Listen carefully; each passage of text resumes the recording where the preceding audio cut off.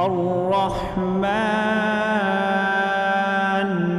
خدا جو نہایت مہربان، علم القرآن اسی نے قرآن کی تعلیم فرمائی، خلق الانسان اسی نے انسان کو پیدا کیا، علمہ البیان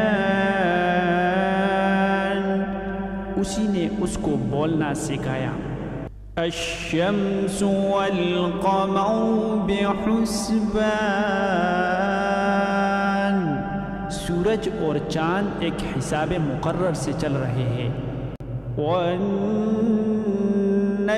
والشجر يسجدان اور بوٹیاں اور درخت سجدہ کر رہے ہیں،